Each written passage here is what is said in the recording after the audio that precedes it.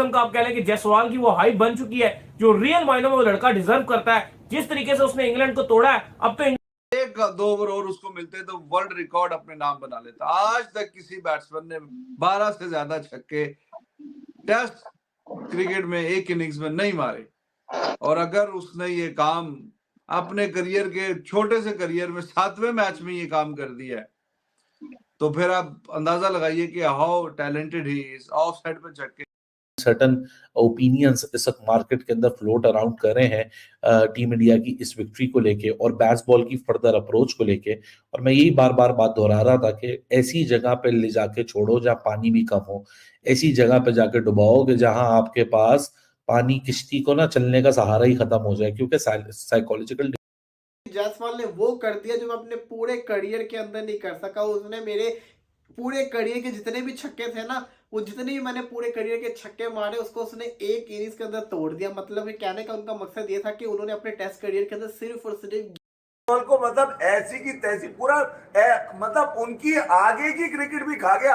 जैसे ही Ben Stokes, जब भी तो बेन स्टोक्स ने कहा कि हमारे पास चांस है। अबे चांस मास नहीं है, सारे चांसेस जितने थे ना तुम्हारे, जितने चूरन चट्टी चल रही थी, जितना तुमने डराया हुआ था, जितनी फनकारियां थी कि हम अबू धाबी जाके जनाब अपने नेट करेंगे, यहाँ नहीं करेंगे, छुप के खेलेंगे। अबे देख लो, छुप के खेलने वाले मुंह छुपाने के भी लायक नहीं।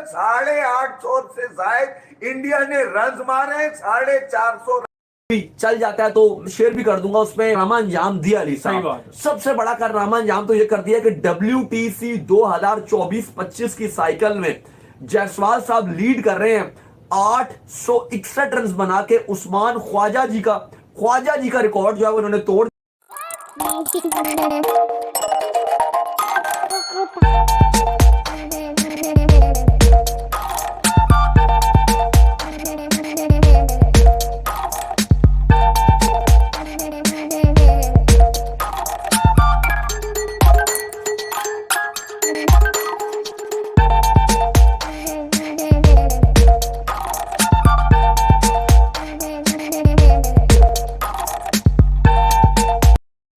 ऐसा नहीं है कि वो मैच खेलने आया, उसने फील्डिंग में देखा जी ये डकेट कैसे खेल रहा है, अच्छा तो ऐसे खेलते हैं, तो वो अगली इनिंग में आया है और आके उसने छक्के शुरू कर दिए मारना। डकेट तो वैसे भी चौके मारता है, छक्का तो उसका एक आधा लग गया जो लग गया। नासिर हुसैन जो है वो थोड़ा पटरी से उतरता है, वरना ज्यादातर majority of times he talk sense. हाँ एक चीज तो है, बेसबॉल पे कुछ कहना गुनाह है, ये है वो है फलाना है, ये तो इनके अंदर की वो दुश्मन लफ्ज जरा सख्त होता है, ऑपरेट करे आप यूं कह ले कि इंडिया इनको 434 रन से हरा देगा। वो ये सोच सकते थे इंडिया जीत जाएगा 200 रन से, 150 रन से, मतलब मैक्सिमम 200 से ज्यादा मैं नहीं समझता इंडिया। अव्वल तो इंडियन सोच ही नहीं रहे थे। अगर इनके जर्नलिस्टों पे, इनके लेजेंड्स पे, इनके कॉमनर्स पे जाए जो क्रिकेटिंग सुपर पावर्स है, तो वो तो इंडिया को जिता ही नहीं रहे थे। पहले मैच से वो डरा रहे थे और पहले मैच के बाद तो उन्होंने इंडिया का ऐसा हाल किया जैसे कोई जालिम भी नहीं करता। पीछे जाएंगे तो फंसेंगे, राइट जाएंगे या लेफ्ट जाएंगे, हमारे पास कोई रास्ता में नजर नहीं आ रहा। अब हमने वो अपनी जो हमने इतनी बड़ी बातें कर दी हैं कि हम ड्रॉ अप्रोच के लिए नहीं खेलते, हम सिर्फ विक्ट्री के लिए खेलते हैं, उसके चक्कर में डिफीट भी हो जाए सो वो we don't bloody care, what we all care is the environment in the dressing room and that people should enjoy their cricket. अब उस नैरेटिव को लिव अप कर सकेंगे? क्योंकि बेन स्टोक्स ने तो यहाँ एक बात कर दी कि मुझे तो लगता है कि अभी भी हम 3-2 कर सकते हैं, वो भी इन फेवर ऑफ इंग्लैंड। वो ये नहीं कह रहा कि 3-2 इन फेवर ऑफ इंडिया कि हम एक टेस्ट मैच और जीत सकते हैं अगले 2 टेस्ट मैचों में।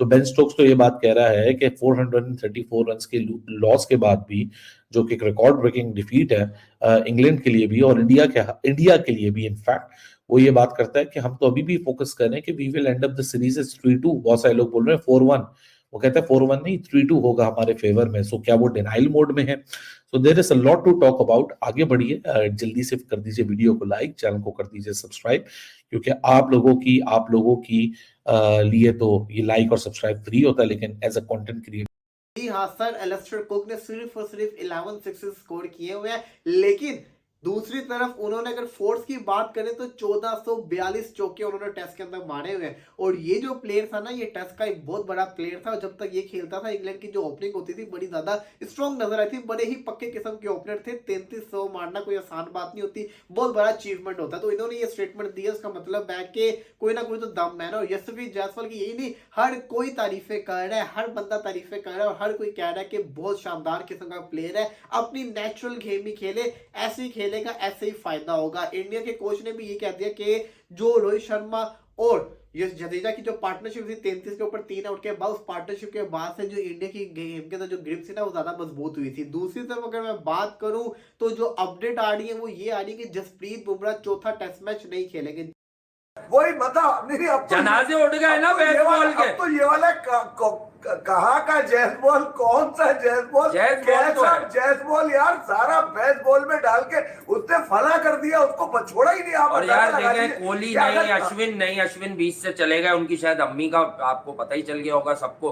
तो कहने की यंग टीम से जीता है। अगर आप कुलदीप यादव को कोई बूढ़ा स्पिनर कंसीडर करते हैं, मैं ये नहीं जानता किसने विकेटें ली, बॉलिंग का तो अहम सुतून था ना वो। तो कुलदीप यादव के जरा टेस्ट तो चेक कर लो, वो टेस्ट क्रिकेट तो खेलता ही नहीं था। उस बेचारे को तो वाइड बॉल में भी 2 साल पहले आप इग्नोर करते थे। फिर एक कंसेंसस डेवलप हुआ कि अब हम वाइड बॉल में कुलदीप के बगैर नहीं जाएंगे, क्योंकि left arm China man itself एक मिस्ट्री है भाई दुनिया क्रिकेट में। तुम्हारे मामू के जो बेस्ट बॉलर है ना, उनकी जो बजाई है वो कुलदीप ने बजाई है। क्वालिटी बॉलिंग 13-14 ओवर उसने सांप सूंघा दिया, उनका ऐसी की तैसी कर दी, सिवाय रोकने के चांस ही नहीं था। जिसने बल्ला उठाया वो चला गया। जैसे कुलदीप के 20 में मिले हैं। अगर आप टेस्ट का स्टैट्स उठाते हो, जायसवाल WTC में नंबर 1 पे लीड कर रहा है। Steven Smith, Kane Williamson, Usman Khawaja, Jack से आपको नीचे नजर आ रहे हैं इस साइकिल में। और बाबर आजम आपको टॉप 10 में भी, इवन दो बाबर आजम का तो आप बोलोगे फिर कि वो बिल्कुल ही वर्स्ट पैच चल रहा है, एक भी नॉक नहीं खेल सके ऑस्ट्रेलिया की टेस्ट सीरीज में, बेकार रहा है, अभी भी कुछ खास इंपैक्ट नहीं डाल